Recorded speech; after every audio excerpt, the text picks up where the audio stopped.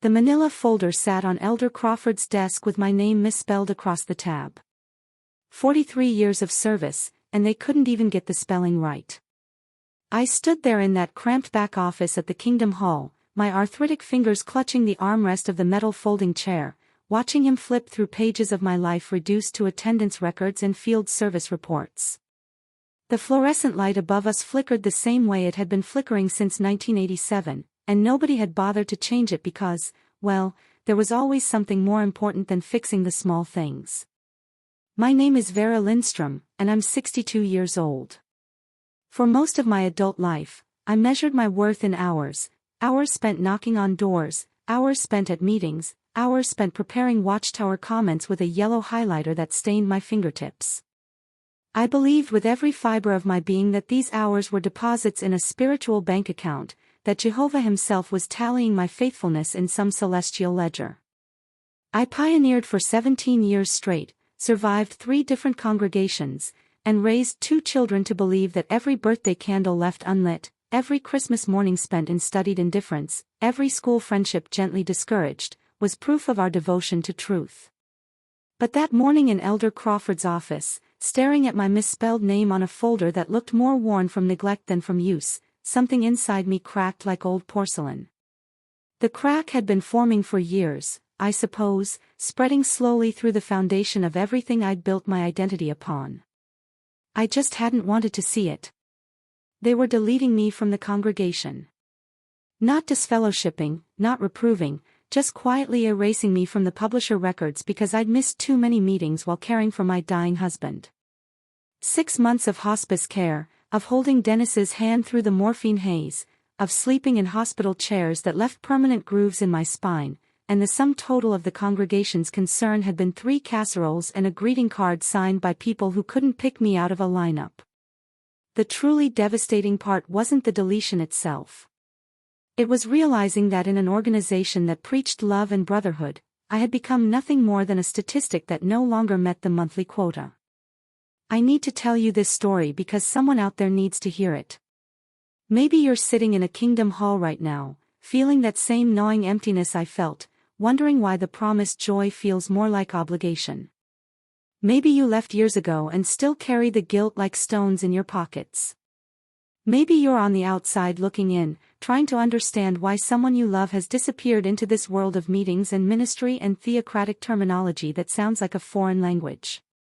Wherever you are, I want you to know that my story is not unique, and that's precisely what makes it so important to share. Before I take you deeper into this, I need to ask something of you. If this story resonates with you, if you see fragments of your own experience reflected in mine, please hit that subscribe button. These testimonies need to be heard, need to be preserved, need to be available for those who will come after us, searching in the middle of the night for proof that they're not crazy, that their doubts are valid, that their pain is real. Click the like button not for me, but for the algorithm that will push this story to someone who desperately needs to find it. And please, leave a comment telling me what city you're watching from. Let's build a map of awareness, a constellation of voices that stretches across the globe, proving that no one who questions is ever truly alone. I grew up in Perth, Australia, in a household where the religion wasn't just practiced but breathed like oxygen. My mother had been baptized in 1954, back when they were still predicting the end would come in 1975, back when organ transplants were forbidden as cannibalism, back when the organization was smaller and somehow both more controlling and more chaotic. She raised me to believe that we were special, chosen, part of the tiny remnant of humanity that would survive Armageddon while everyone else, including my school friends, my non-witness relatives, every kind person who'd ever helped us, would be destroyed by Jehovah's righteous fury. That's a heavy burden for a child's shoulders, the belief that you alone possess the truth while 7 billion people stumble in darkness. I was baptized at 14, which I now recognize was far too young to make a lifelong commitment to anything, let alone a high-control religion that would dictate everything from my career choices to my underwear. But I was earnest and eager and desperate to please both my mother and my God, and I truly believed I was making the best decision of my life. The baptism took place at a circuit assembly in a public swimming pool that smelled of chlorine and dampness, and I remember coming up out of the water feeling chosen, feeling seen, feeling like I finally mattered in the cosmic scheme of things. I had no idea I'd just signed an invisible contract that would take me 48 years to break. The morning routine of a dedicated witness becomes as automatic as breathing. I would wake at 5:30, even on Saturdays, even when my body begged for rest, because the field service arrangement started at 9:30 and I needed time to shower, dress in my meeting clothes, always a modest skirt, never pants, always with stockings even in the scorching Australian summer, review my presentation, pack my Bible and the latest magazines, and arrive at the Kingdom Hall early enough to demonstrate my eagerness. Dennis would be up making coffee, already dressed in his suit, his hair combed with the same precision he brought to everything in his life. We were the model couple, the ones the newer ones looked to as examples of spiritual maturity. We had perfected the performance. Saturdays meant door-to-door ministry, which sounds simple until you've done it for decades and realize the psychological toll of repeated rejection, of doors slammed in your face, of dogs set loose, of police called, of endless walking in uncomfortable shoes while carrying a heavy bag full of literature that most people treated like contaminated material. But we were taught that this was our life-saving work, that every door we knocked on was a potential life preserved through Armageddon, that our discomfort was nothing compared to the importance of the message we carried.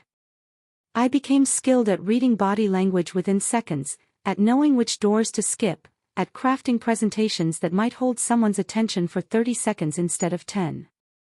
I counted my time meticulously in a small notebook. Every minute had to be accounted for, reported to the congregation's secretary, compiled into monthly statistics that were sent to the branch office and eventually to world headquarters in New York. Sundays meant meetings, 2 hours of sitting in the same uncomfortable seats while brothers delivered talks and conducted watchtower studies. The talks followed rigid outlines provided by the organization, leaving little room for personal insight or creative interpretation. Everything had to align with the current understanding, which itself was subject to change through new light, the organization's way of explaining doctrinal reversals without admitting error. I learned to nod at the right moments, to raise my hand and comment at least twice per meeting to show I was spiritually awake, to underline in my magazine the exact sentences that would make for approved comments. Original thinking was discouraged. The phrase we heard constantly was that we should trust the faithful and discreet slave, the governing body in New York who claimed direct communication with Jehovah and whose interpretations were to be accepted without question. Tuesdays brought the ministry school and service meeting, another 2 hours of training and encouragement.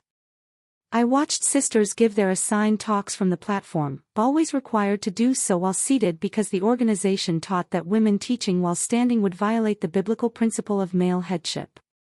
I sat through countless demonstrations showing the proper way to present magazines, how to overcome objections, how to start Bible studies with interested ones. The vocabulary was unique to us. We spoke of the truth, the organization, being in the truth, leaving the truth, as if truth itself was a location we inhabited. We spoke of worldly people with a mixture of pity and subtle superiority, never quite saying they were inferior but always implying that their lives lacked the meaning and purpose we possessed. Thursday evenings were for personal study and preparation, though in reality this meant highlighting the Watchtower magazine and rehearsing comments that would sound spontaneous during Sunday's study. The organization provided all the study material, all the interpretations, all the answers. Independent research was viewed with suspicion, especially if it involved sources outside the organization's publications. I remember once mentioning something I'd read in a book about first-century Christianity, and the elder I spoke with gently but firmly warned me about the dangers of apostate thinking, of being led astray by Satan's world, of trusting human wisdom over theocratic direction. I learned to keep my questions to myself, to suppress my curiosity, to accept that some things were beyond my understanding and that was acceptable because the governing body understood for me. The field service reports governed everything. Every month, publishers were expected to turn in a slip of paper documenting their hours spent in ministry, the number of magazines placed, the number of return visits made, the number of Bible studies conducted. These reports determined your standing in the congregation, your eligibility for privileges, your spiritual reputation. Regular publishers were expected to average at least some time each month, but the real respect went to auxiliary pioneers who committed to 30 or 50 hours in a given month, and especially to regular pioneers like I became, who pledged 70 hours every single month regardless of personal circumstances, health issues, family emergencies, or exhaustion. Those hours became my identity, my proof of worth, my justification for existence. Pioneering meant arranging your entire life around the ministry. I worked part-time cleaning houses, jobs that allowed flexible scheduling so I could be available for field service every morning. The organization actively discouraged higher education, careers, retirement planning, anything that suggested you were building a life in this system of things rather than focusing on the new world that was always just around the corner. Dennis worked in construction, also deliberately chosen because it paid decently without requiring a university degree that would have exposed him to dangerous worldly thinking. We lived simply, drove old cars, postponed having children because the end was so close, invested nothing in our future because we believed we wouldn't need one. The social structure of the congregation was rigid and hierarchical despite all the talk of brotherhood and equality. Elders sat at the top, appointed men who had authority over every aspect of congregation life, who formed judicial committees when someone was accused of wrongdoing, who decided who could pioneer, who could give talks, who could serve in various capacities. Ministerial servants ranked below them, aspiring to eldership, often younger men eager to climb the theocratic ladder. Then came the regular publishers, and among them a subtle hierarchy existed too. Pioneers were more respected than non-pioneers, families with many years in the truth outranked newer ones, those who commented frequently and eloquently at meetings had more social capital than those who sat silently. Sisters, regardless of their spiritual dedication or Bible knowledge, could never hold positions of authority, could never be elders or servants, could never deliver instruction talks to the congregation, could never pray aloud when baptized brothers were present. I thrived in this system for years, or at least I believed I thrived. I was known as Sister Lindstrom, the pioneer who never missed her hours, who always had an encouraging word, who hosted the book study group in her home before they discontinued that arrangement, who volunteered to clean the Kingdom Hall, who brought meals to sick ones, who could always be counted on. People knew me by my function, by my service, by my compliance. I measured my spiritual health by external metrics, hours reported, meetings attended, talks given, privileges accepted. I had no idea that I was slowly disappearing, that the person I might have been was being overwritten by the person the organization needed me to be. Looking back now with the clarity that comes from distance and grief, I can see how the indoctrination worked. It was never one dramatic moment of mind control but rather 1,000 small surrenders, a gradual narrowing of perspective until the organization's worldview became the only worldview I could access. Every meeting reinforced the same messages: we alone have the truth, the world outside is dangerous and corrupt, questioning leadership is questioning Jehovah, loyalty to the organization equals loyalty to God, your worth is measured by your obedience and service, the end is imminent so nothing else matters. These messages seeped into my subconscious like water into soil, shaping the bedrock of how I understood reality itself. The first crack appeared during a judicial committee meeting I wasn't part of but heard about through the congregation gossip network that operated with ruthless efficiency despite all the counsel against spreading rumors. A young sister named Bethany, 24 years old, had been disfellowshipped for immorality. The details were kept vague as per organizational policy, but everyone knew she'd been dating a non-witness from her workplace, and the relationship had apparently become physical. What disturbed me wasn't the disfellowshipping itself, I'd seen dozens over the years and accepted them as necessary discipline, but rather what happened afterward. Bethany's mother, Sister Kowalski, continued attending meetings, sitting alone in the back row, watching her daughter's empty seat, not allowed to speak to her own child beyond absolutely necessary family business. The shunning policy required it. I watched Sister Kowalski's face during meetings, saw the grief etched there, saw how she aged 10 years in 3 months, and something inside me whispered that this wasn't right, that no loving God would demand a mother cut off her child. I pushed the thought away because acknowledging it meant questioning everything. Instead, I doubled down on my service, increased my pioneering hours, volunteered for extra tasks, as if perfect obedience could silence the doubt. But doubt, once awakened, doesn't sleep easily. I started noticing things I'd previously overlooked or rationalized away.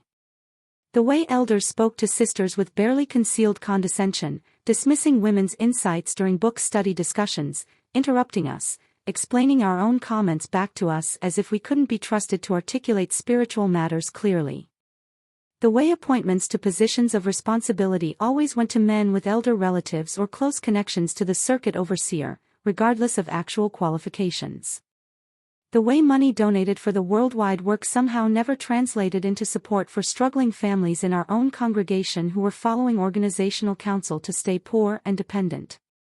I noticed how the literature subtly shifted language over the years, how prophecies that didn't materialize were quietly reinterpreted rather than acknowledged as errors, how the generation teaching, central to our eschatology, had been changed so many times that those of us who'd been around for decades couldn't keep track anymore. In 1995, they abandoned the teaching that the generation that saw 1914 wouldn't pass away before Armageddon, a teaching they'd called absolute truth for 80 years. People who'd built their entire lives around that promise, who'd sacrificed careers and families and futures, were simply expected to accept the new understanding without bitterness or complaint. I watched elderly ones in our congregation who'd pioneered since the 1940s, who'd been promised they'd never grow old in this system, now facing retirement with nothing, no pensions, no savings, no plans, and still defending the organization that had misled them. The internet changed everything, though the organization fought desperately to keep us away from it. For years, we were warned that the internet was Satan's tool, that websites critical of the organization were apostate poison, that even looking at such material was spiritually dangerous. But curiosity is human, and grief makes you reckless. After Dennis's diagnosis, during those long nights when I couldn't sleep, I started searching. I found documented cases of child sexual abuse being covered up by elders following organizational policy to require 2 witnesses before taking action, a policy that protected predators and silenced victims. I found letters from the branch office instructing elders not to report abuse to authorities unless legally required. I found testimonies from survivors who'd been disfellowshipped for speaking out, who'd been told they were bringing reproach on Jehovah's organization by going to the police. The tsunami of information was overwhelming and sickening. I read about the United Nations scandal, how the organization had secretly registered as an NGO with the UN, the very entity they'd been calling the scarlet-colored wild beast of Revelation, for nearly 10 years, only withdrawing when exposed by the Guardian newspaper. I read about the failed prophecies, not just 1975 but 1925, 1914 originally predicted to bring Armageddon, not the invisible enthronement of Christ, and earlier predictions stretching back to the organization's founding. I read about the constant doctrinal changes, about families torn apart by the blood transfusion policy that had killed thousands, about the prohibition on organ transplants that lasted from 1967 to 1980 and then was quietly reversed, condemning those who died in the interim to an unnecessary death. But the worst discovery was about the shunning policy itself. I learned that it wasn't biblically mandated in the way the organization claimed, that the scriptures they used to justify cutting off family members were taken out of context, that first-century Christians practiced something far less severe. I learned that the policy was deliberately designed as a control mechanism, that keeping members trapped in fear of losing their entire social network and family structure was how high-control groups maintained power. I read exit stories from former elders, former circuit overseers, former Beth elites who'd worked at headquarters and seen the bureaucracy and politics and lack of Holy Spirit guiding decisions. Each testimony was like another crack in the foundation of my belief system. Dennis's illness accelerated everything. Stage 4 pancreatic cancer leaves no time for denial or delay. The doctor gave him 6 months, maybe 8 with aggressive treatment. He chose quality over quantity, declined the chemo that would only buy a few more weeks of misery. I became his full-time caregiver almost overnight, navigating hospice arrangements, managing medications, helping him to the bathroom, watching the man I'd shared 41 years with gradually dissolve. The congregation's response was underwhelming. In the first 2 weeks, We received visits from elders who spent most of the time discussing Dennis's field service report and encouraging him to maintain his spirituality during this trial. Sister Paulson brought a casserole. Brother Fernandez dropped off the latest watchtower. Then silence. I missed meetings because I couldn't leave Dennis alone, couldn't will him to the Kingdom Hall in his condition, couldn't maintain the pretense that everything was fine while my husband was dying. I missed field service because spending my mornings knocking on doors seemed obscene when I could be spending those final precious hours holding Dennis's hand, reading to him, reminiscing about our life together. My pioneering hours plummeted. I turned in reports showing 30 hours one month, 20 the next, then stopped reporting altogether because I simply couldn't muster the energy to care about statistics while death was dismantling my world. The phone calls from elders became less frequent, then stopped. The visits dried up. The congregation continued its routine without us, and I realized with shocking clarity that we were only valuable when we were productive, when we were meeting quotas, when we were contributing to the collective effort. The moment we became burdensome, required support rather than giving it, needed the love the organization constantly claimed to embody, we became invisible. Sisters I'd pioneered with for years, women I'd considered close friends, stopped calling because my situation was uncomfortable, because they didn't know what to say, because the organization had never taught them how to deal with real suffering, only how to promise that suffering would end in the new world. Dennis died on a Tuesday morning in April, the autumn sunlight streaming through the hospice window, his breathing finally ceasing after 3 days of the death rattle that still haunts my dreams. I held his hand as he left, and in that moment, every meeting I'd missed, every hour I'd failed to report, felt completely justified. I'd chosen love over duty, humanity over statistics, and I didn't regret it. But the congregation's response to his death revealed everything I needed to know about my true standing among Jehovah's people. The funeral attendance was sparse, maybe 40 people in a Kingdom Hall that held 150. The talk was generic, could have been given for anyone, barely mentioned Dennis specifically because the organizational outline for funeral talks dictates that most time should be spent preaching to potential non-witness attendees rather than honoring the deceased. After the funeral, after the last casserole had been delivered and consumed, after the sympathy cards stopped arriving, I was alone.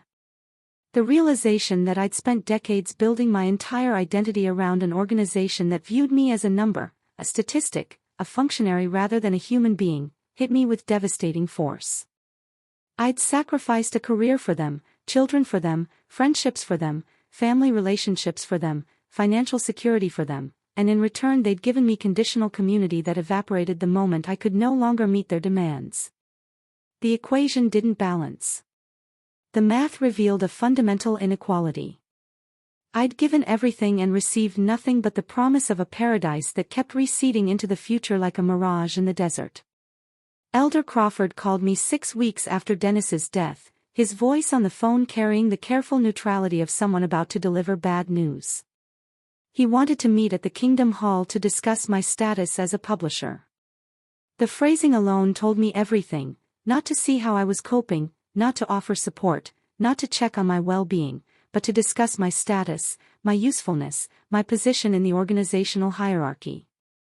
I arrived at the Kingdom Hall on a Thursday afternoon, the building empty except for Elder Crawford and Elder Vance, who I later understood was there as a witness, as organizational policy required multiple elders for any meeting that might lead to discipline.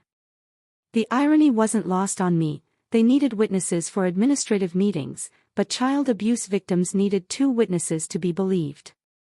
The back office smelled of old carpet and dust, the filing cabinets lining one wall stuffed with records of everyone who'd ever been part of this congregation, decades of names and dates and sins and judgments. Elder Crawford gestured to the metal folding chair across from his desk, the same uncomfortable chair I'd sat in years ago when Dennis and I had applied to Pioneer, when we'd been interviewed about our spirituality and goals, when we'd been approved and celebrated. Now the chair felt like an accusation. He opened the manila folder with my name misspelled, Lindstrom instead of Lindstrom, the O, where the O should be, 43 years and they'd never corrected it, and began reviewing my recent field service reports, or rather my lack thereof. The numbers told the story, 0 hours for 6 consecutive months. He spoke about the importance of maintaining spirituality during trials, about how Jehovah provides strength to those who remain faithful, about how the best medicine for grief is staying busy in the ministry, about how I was setting a poor example for others who might face similar circumstances. The words felt rehearsed because they were. This was standard procedure, following an organizational script designed to shame inactive publishers back into compliance.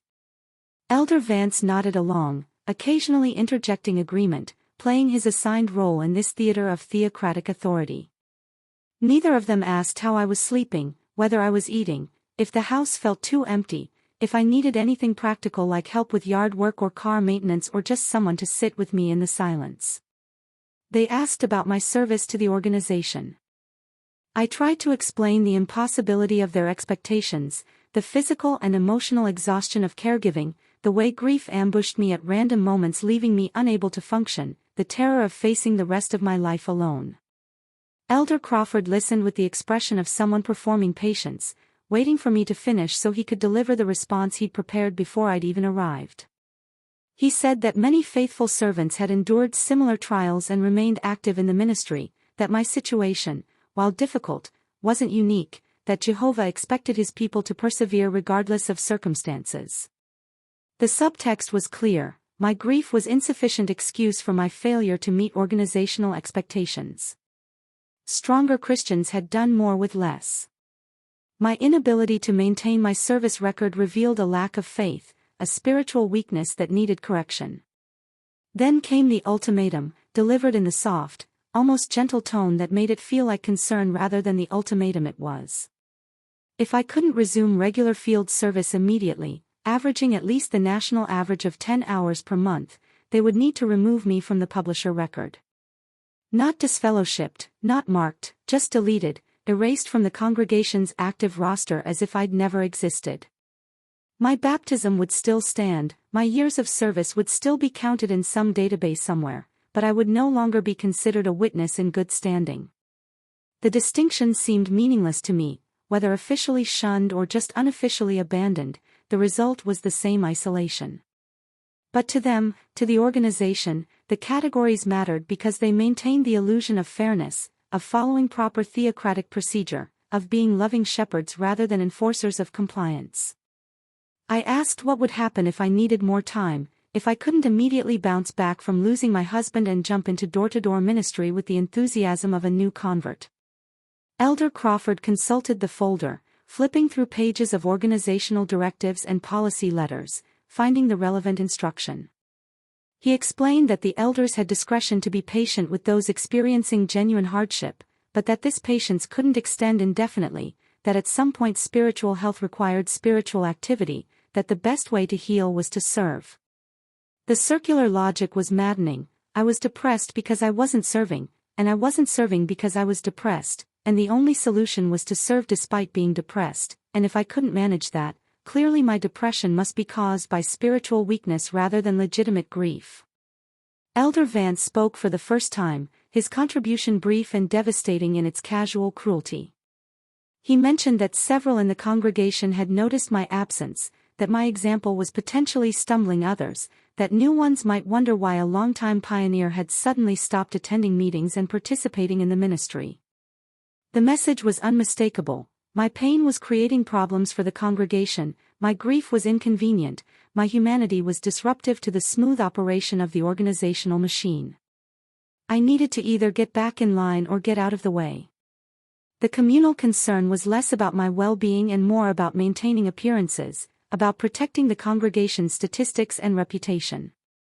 Something inside me snapped during that meeting, or perhaps more accurately, something that had been cracking for months finally broke completely. I looked at these two men, both younger than me, both with intact families and comfortable lives, both utterly convinced of their authority and rightness, and I saw them clearly for the first time. They weren't shepherds. They weren't ministers. They weren't spiritual guides operating under divine direction. They were middle managers enforcing corporate policy, protecting the organization's interests, managing human resources, eliminating underperformers. The religious language and biblical references were window dressing on what was fundamentally a bureaucratic exercise in control and compliance. I stood up, surprising myself with the steadiness of my voice when I finally spoke.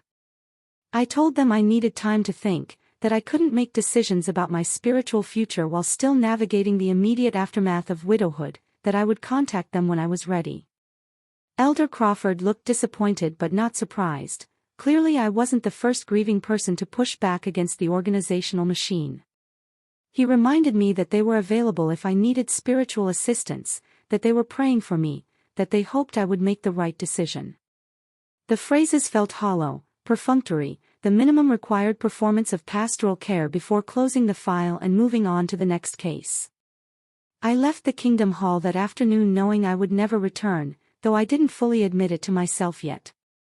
The building that had been the center of my social universe for 4 decades suddenly looked small and shabby, the landscaping neglected, the paint peeling on the window frames, the parking lot cracked and weedy. All those hours I'd spent there, all those meetings and talks and studies and service arrangements, suddenly felt like time spent in a waiting room, anticipating something that was never going to arrive. The promised paradise, the imminent end, the new world, the resurrection, the reunion with Dennis, all of it now seemed like elaborate stories we told ourselves to justify the present suffering, to make sense of the senseless sacrifices, to convince ourselves that our restricted, diminished lives had meaning. Driving home, I made a detour past the house where I'd grown up, where my mother had raised me in the truth, where I'd learned to measure my worth in field service hours and meeting attendance. The house had been sold years ago after Mum died, painted a different color now, with different curtains in the windows and different cars in the driveway. A family lived there with no idea of the indoctrination that had occurred within those walls, the childhood I'd lost to endless meetings and conventions and assemblies, the education I'd sacrificed because university was worldly, the friends I'd been forbidden because they weren't witnesses. I grieved for that little girl who'd been taught that her natural curiosity was dangerous, that her questions were symptoms of spiritual weakness, that her only value lay in her obedience and compliance. The decision to leave, truly leave, not just become inactive but mentally and emotionally extract myself from the organization, happened gradually and then suddenly, the way Ernest Hemingway described bankruptcy. I stopped answering calls from elders. I stopped reading the Watchtower and Awake magazines that piled up in my mailbox. I stopped attending the memorial, that annual ritual where witnesses gather to watch emblems pass by without partaking, to observe rather than participate, to be reminded that most of us aren't good enough, spiritual enough, chosen enough to actually eat the bread and drink the wine. I started reading books the organization had forbidden, watching documentaries about high-control religions, joining online support groups for ex-witnesses who understood the specific trauma of leaving. The support groups were revelation and relief. Thousands of people, tens of thousands, had walked the same path, had experienced the same doubts, had overcome the same fears, had survived the same shunning. Their stories varied in details but followed the same essential arc: indoctrination, doubt, crisis, awakening, departure, recovery. I read about families torn apart, parents who wouldn't speak to children, children who cut off parents, siblings who became strangers, marriages that dissolved because one partner couldn't follow the other out of the organization. I read about the psychological damage, the depression and anxiety and PTSD that former members carried, the difficulty of building new identities after decades of having your identity dictated by an organization. I read about the practical challenges, creating new social networks from scratch, learning to celebrate birthdays and holidays for the first time, navigating a world you'd been taught to fear and distrust. But I also read about the freedom, the joy, the relief of living authentically for the first time. People described experiencing genuine love rather than conditional fellowship, developing real friendships based on mutual affection rather than shared religious affiliation, discovering talents and interests they'd suppressed for decades, pursuing education and careers they'd been told were pointless, rebuilding relationships with non-witness family members they'd shunned for years. The transformation stories gave me hope that life after the organization wasn't just possible but potentially better, richer, more meaningful than the restricted existence I'd known. The official letter from the elders arrived 3 months after the meeting in Elder Crawford's office. It was brief, formal, bloodless in its bureaucratic language. They regretted to inform me that due to my continued inactivity and failure to respond to their attempts at spiritual assistance, they had removed me from the publisher record. I was no longer recognized as one of Jehovah's Witnesses in good standing. The letter included a paragraph about how the door was always open if I chose to return, how they would welcome me back with love if I demonstrated genuine repentance and renewed commitment, how they were praying for my spiritual recovery. I read it twice, then filed it away in a drawer with other documents I needed to keep but never wanted to see again. The shunning began immediately, though technically I hadn't been disfellowshipped, so the rules were somewhat ambiguous. Lifelong friends stopped responding to my messages. Women I'd pioneered with for years crossed the street when they saw me in town. Sister Paulson, who'd been my closest companion in the ministry for a decade, blocked my phone number.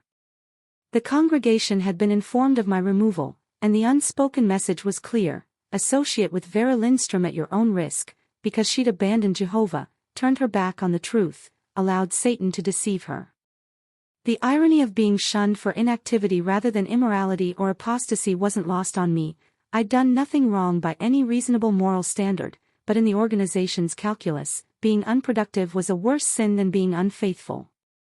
My children, Jessica and Liam, both still active witnesses with families of their own, faced an impossible choice. They were adults in their 30s, with deep roots in the organization, with spouses who'd been raised as witnesses, with children being indoctrinated just as they had been.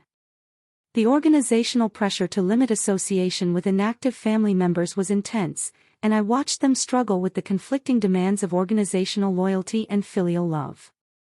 Jessica tried to maintain contact at first, calling every few weeks, visiting monthly, bringing the grandchildren to see me. But each visit was strained, loaded with unspoken tension, my daughter caught between loving her mother and obeying her religion. Eventually, the gaps between visits grew longer, the phone calls less frequent, until they stopped altogether except for brief texts on my birthday. Liam made his choice more quickly and decisively. 2 weeks after my removal from the publisher record, he sent a long email explaining that he couldn't continue our relationship while I remained outside the organization, that he needed to protect his spiritual health and that of his family, that he hoped I would return to Jehovah before it was too late, that he loved me but his love for God came first. The email was full of organizational language, phrases lifted directly from Watchtower articles about maintaining loyalty to Jehovah's organization, about the dangers of association with spiritually weak individuals. I could hear the elder's coaching behind every sentence, could picture him sitting with his wife and maybe an elder, drafting this letter that cut off his own mother, convincing himself that this cruelty was actually love, that abandoning me was actually saving me. Losing my children was the price I'd never fully anticipated, the cost that made me question whether the freedom was worth it. I'd known intellectually that shunning was possible, had watched it happen to others, but experiencing it myself was different. The grandchildren I'd held as babies, whom I'd watched grow, whose birthdays I'd never celebrated but whose lives I'd been intimately involved in, were suddenly off limits.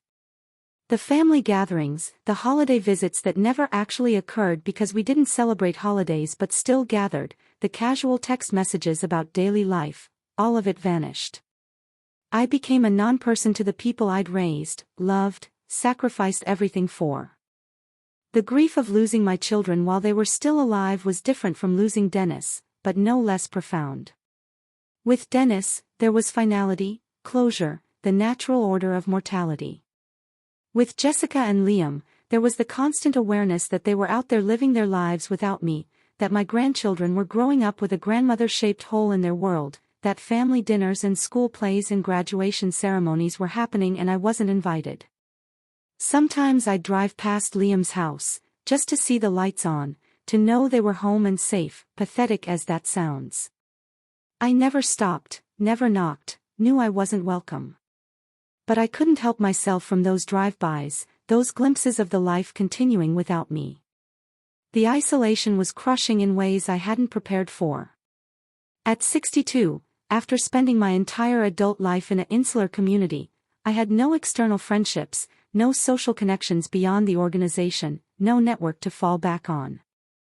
My non-witness relatives had been kept at arm's length for decades, relationships maintained at the bare minimum required by politeness but never allowed to deepen because they were worldly, because association with them might weaken my faith.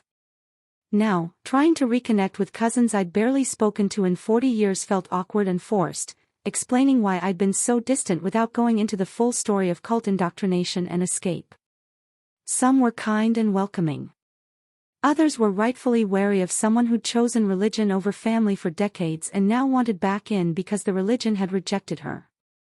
I joined a gym, took art classes at the community center, volunteered at the local library, deliberately placing myself in environments where I might meet people and form connections.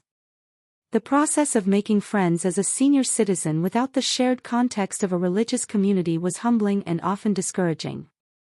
Small talk felt foreign after decades of only discussing spiritual matters.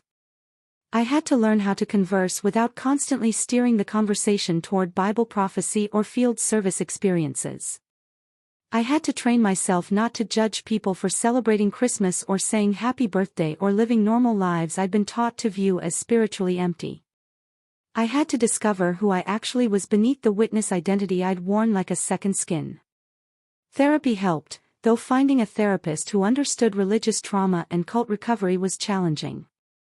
Many well-meaning counselors minimized my experience, treated leaving the witnesses as equivalent to changing churches, didn't grasp the totality of the control or the depth of the indoctrination. Eventually, I found Dr. Patricia Chen, who specialized in helping people leave high-control religions, who understood that what I was experiencing wasn't just normal grief but a complete dismantling and rebuilding of identity. She helped me recognize the thought-stopping techniques the organization had installed, the automatic guilt responses, the persistent fear that Armageddon would come and prove the organization right after all. She helped me understand that my anger was valid, that my grief was legitimate, that the organization's treatment of me was abusive regardless of their religious justifications. The anger, when it finally came, was volcanic. For months after leaving, I'd been too numb, too shocked, too focused on survival to feel anything beyond sadness. But as I healed, as I gained distance and perspective, the rage emerged. Rage at the organization for stealing my life, my time, my choices, my potential. Rage at the elders who treated me like a malfunctioning component to be discarded. Rage at the doctrines that had controlled every aspect of my existence. Rage at the false prophecies that had convinced me to sacrifice education, career, financial security, even children during my fertile years because the end was coming any day now. Rage at myself for believing it all, for not questioning sooner, for wasting decades serving an organization that never actually cared about me as an individual human being. Dr. Chen helped me channel that anger productively. I started writing my story, documenting the specifics of my experience, adding my testimony to the thousands already available online. I joined ex-witness advocacy groups, participated in awareness campaigns, spoke at a university class studying new religious movements, sharing what life inside the organization had been like. I reached out to others in the early stages of leaving, offering support and understanding and proof that life after the organization not only existed but could be good. Helping others navigate their exits gave my pain purpose, transformed my suffering into something useful, created meaning from the wreckage of my former life. Celebrating my first birthday at 63 was surreal and emotional in ways I couldn't have anticipated. A small group of ex-witness friends I'd met online gathered at my house, brought cake and presents, sang happy birthday while I cried. It sounds ridiculous to be that moved by something so ordinary, something billions of people do every year without a second thought. But for me, it represented a reclaimed humanity, a rejection of the organization's control over even the most basic celebrations of existence. The candles on that cake symbolized not just another year of life but the beginning of actually living rather than merely existing in service to an organization that had never deserved my devotion. Christmas was harder. The decades of conditioning against it, the ingrained belief that it was pagan and displeasing to God, the memories of my children's disappointed faces every December when they couldn't participate in school activities or accept gifts from well-meaning neighbors, all of it created a complicated tangle of emotions around the holiday. But I bought a small tree, decorated it with help from my cousin's family, allowed myself to feel the simple joy of twinkling lights and festive music. I gave gifts to people I cared about, not because I had to or because it was expected, but because I wanted to express appreciation and affection in a tangible way. The freedom to choose how to observe or not observe holidays, based on my own preferences rather than organizational dictates, felt revolutionary. The financial reality of my situation gradually became clear and sobering. At 63, with minimal work history outside of part-time cleaning jobs, with no retirement savings because the organization had taught that planning for retirement showed lack of faith in the imminent new world, with Dennis's small pension barely covering basic expenses, I faced an uncertain economic future. I couldn't go back in time and get the education I'd sacrificed, couldn't recover the decades of potential earnings I'd lost to pioneering, couldn't rebuild a career at an age when most people were preparing to retire. The organization's advice to trust in Jehovah's provision rang hollow now that I understood there was no Jehovah watching over me, no paradise coming to rescue me from the consequences of their bad counsel. I was on my own, facing old age with inadequate resources because I trusted an organization that had betrayed that trust. The cognitive dissonance of realizing that everything I'd believed was false, that the entire framework I'd used to understand reality was constructed on lies and manipulation, created a kind of existential vertigo that lasted for months. If the witnesses weren't the truth, then what was? If the Bible wasn't God's word but rather a collection of ancient texts written by men with their own agendas, then what moral foundation could I trust? If there was no Jehovah watching and judging and preparing a paradise, then what was the point of anything? The questions were terrifying because they revealed how thoroughly the organization had colonized my thinking, how incapable I'd become of forming my own worldview independent of their teachings. I had to learn to sit with uncertainty, to accept that I didn't have all the answers, that not knowing was okay, that I could build a moral framework based on empathy and reason rather than ancient religious texts. Today, 2 years after walking out of Elder Crawford's office and never returning, I'm still building a life from scratch at 64. The process is slow and sometimes painful, full of setbacks and moments of profound loneliness when I miss the community I once had, even knowing it was conditional and false. I miss my children every single day, wonder what my grandchildren look like now, whether they ask about me, what lies they've been told about why Grandma disappeared. The loss of those relationships is a wound that hasn't healed and may never fully heal. But I don't regret leaving. I couldn't continue living a lie, couldn't continue serving an organization that had proven it valued my compliance over my humanity. The woman I'm becoming is still revealing herself to me in small moments and quiet discoveries. I've learned that I love painting, something I never had time for during my pioneering years. I've discovered that I'm actually quite good at chess, a game I'd never played because the organization discouraged hobbies that didn't serve kingdom interests. I've made genuine friends who like me for who I am rather than what I can do for their organization. I've experienced unconditional love from people who have no religious obligation to show it, and that love has taught me more about what God might actually be like than 43 years of Watchtower study ever did. I've started to forgive myself for the years I lost, for the damage I did by raising my children in that environment, for not questioning sooner or leaving earlier.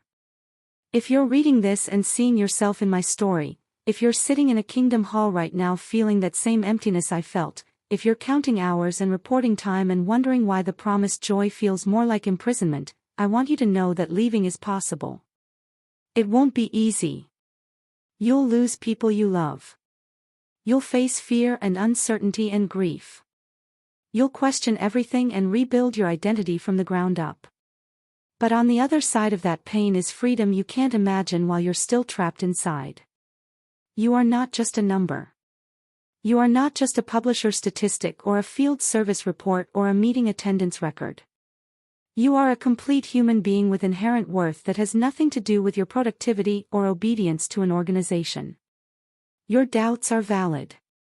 Your questions are reasonable. Your pain is real. And you deserve better than a community that only values you when you're useful. The door to authentic life is always open, and walking through it, despite everything it costs, is the bravest thing you'll ever do. I'm proof that it's possible to survive, and eventually, to thrive.